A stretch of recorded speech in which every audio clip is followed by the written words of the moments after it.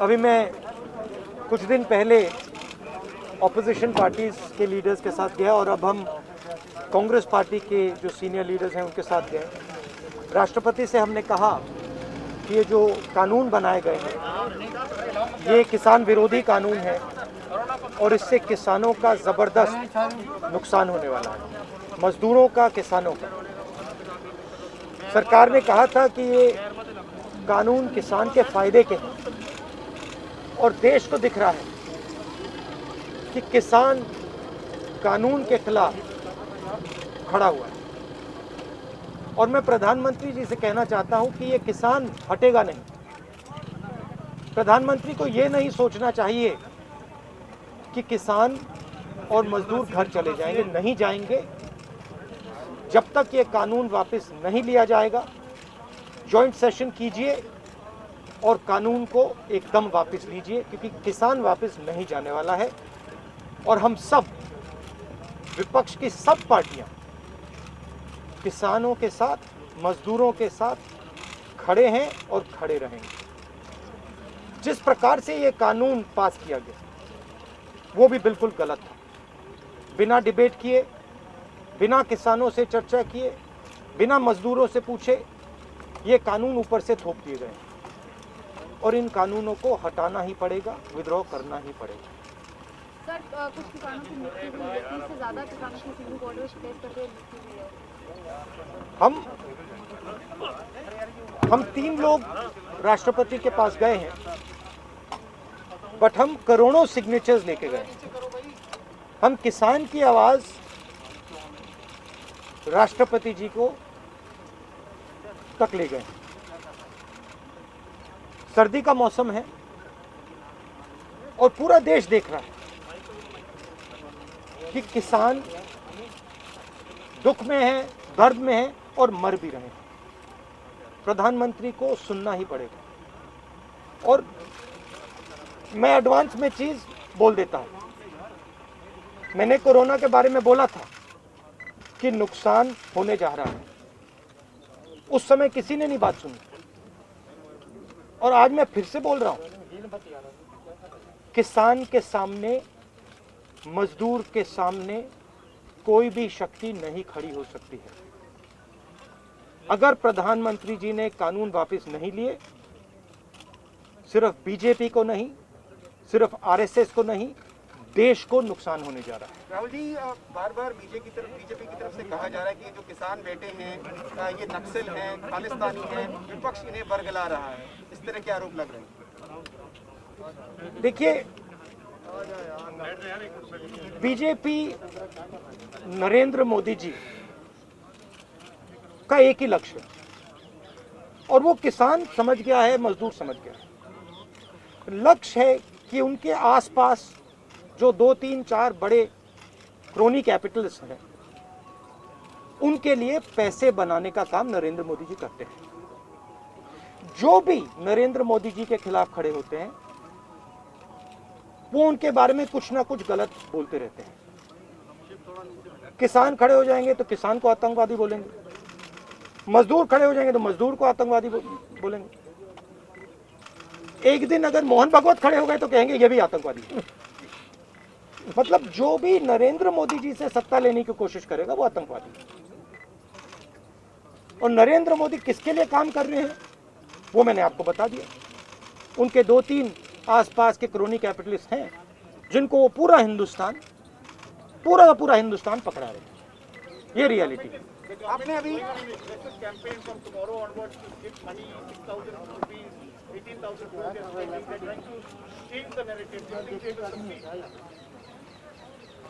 Look, the point is, it's a very simple thing.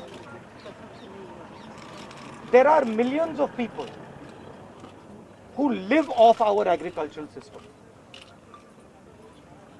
Large percentage of our people live off our agricultural system. These are laborers, they are farmers, they are small traders. These are these people. And they are the backbone of the country. Now, we understand that agriculture has to be reformed.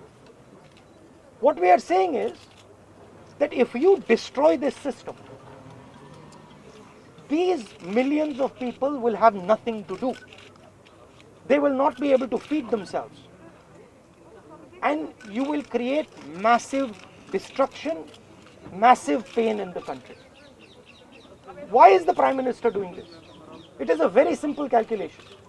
The Prime Minister is doing this because he wants to help 2 or 3 business people. He does not care what happens to these people. He will construct whatever narrative he has to construct to make sure that the wealth transfer that is taking place to 3 or 4 people continues. He will call people terrorists. He will call people anti-nationals.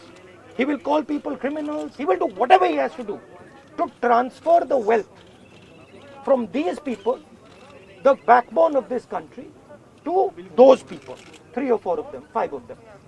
That's the crux. And we are fighting this. We are saying that in India, where you have destroyed the agricultural system, will not function. Just like I said, take Corona seriously.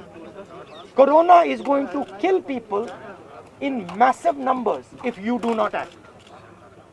At that time they said, scaremongering.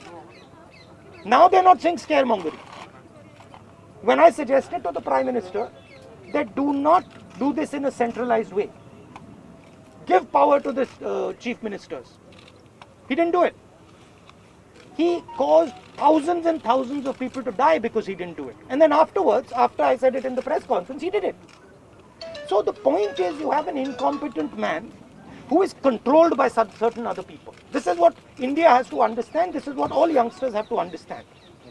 You have an incompetent man who doesn't understand anything, running a system on the behalf of 3 or 4 other people who understand everything.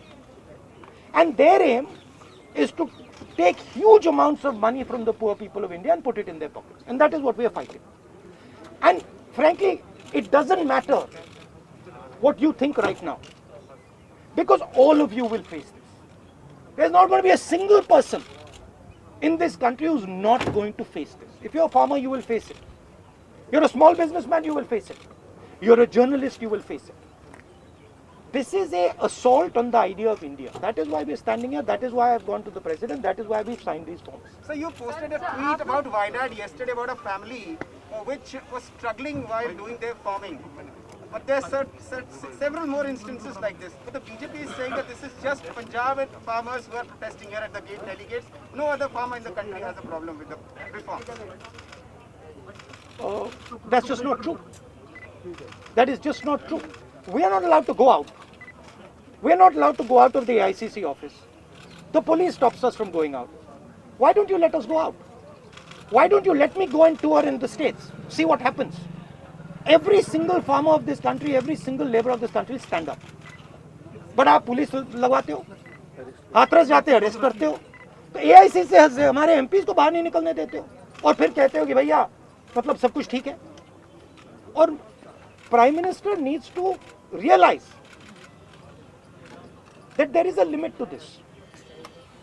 आपने थोड़ा सा करना है, आपने 2-3 लोगों की मदद करनी है, थोड़ा सा करना है, आप कर सकते हो.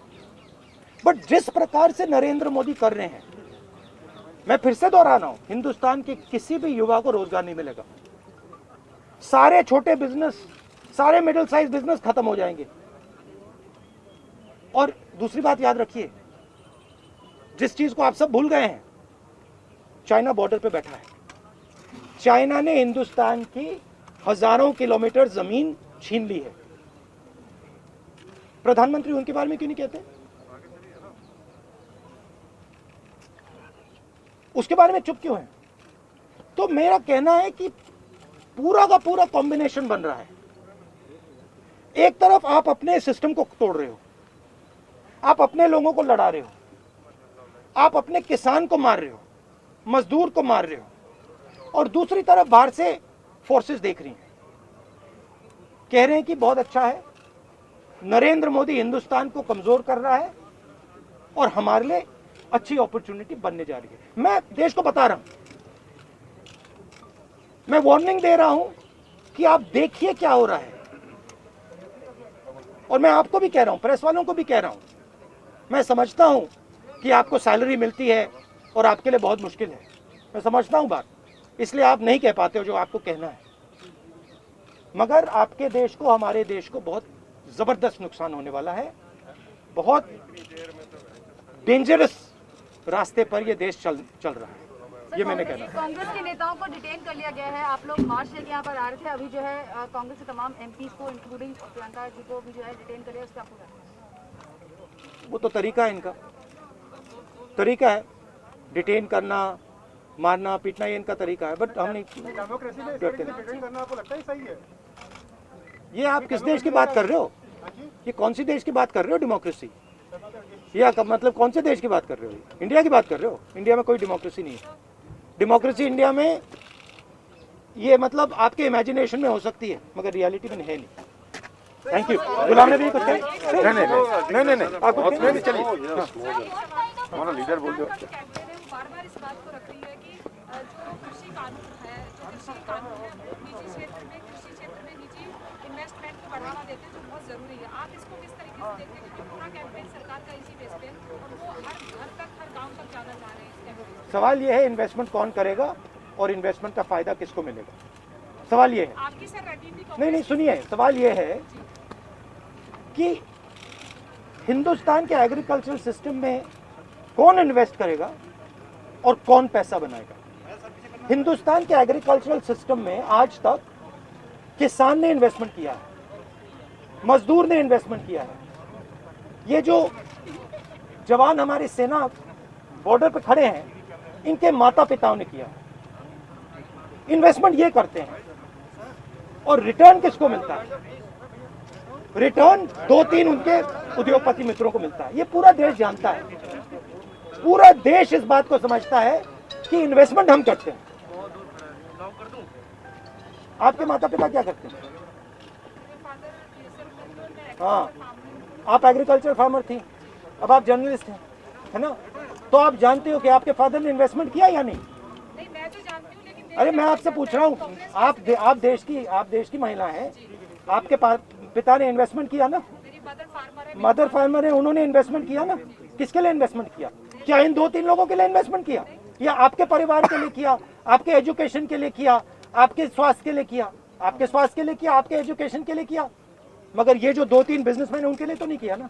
तो सवाल यही है, इन्वेस्टमेंट कौन कर रहा है? आपके माता पिता ने किया, करोड़ों किसानों ने किया, और रिटर्न किसको मिल रहा है? यही हम पूछना चाह रहे हैं कि क्या कांग्रेस की कोई रणनीति है इस बात को काउंटर करने के लिए, गांव तक जाना? काउंटर करने की जरूरत, काउंटर आप क्या बात कर रही हैं? काउंटर करने, आप क्या बात कर रही हैं काउंटर करने के? मतलब आपको ये नहीं मालूम कि, अरे भाई आपको क्या, आप क्या हिंदुस्तान के किसान को बेवकूफ समझती हैं क्या? तो फिर अगर आपको समझे तो उसको कैसे समझ नहीं है? अगर ये यहाँ पे लाखों लोग जो बैठे, हजारों लोग जो बैठे हैं दिल्ली के बाहर, क्या ये सुनिए, ये जो लाखों लोग आए, क्या ये मिठाई खाने आए क्या इनको समझ नहीं है क्या हो रहा है? इनको समझ नहीं क्या हो रहा है? इनको मालूम है, क्लियरली मालूम है, इनको मालूम है नरेंद्र मोदी चोरी कर रहा है, इनको मालूम है कि ये दिन भर इन्वेस्टमेंट करते हैं, 24 घंटा इन्वेस्टमेंट करते हैं और उधर इन्वेस्टमेंट कहीं और जाता है, रिटर्न कहीं और जाता है। Thank you.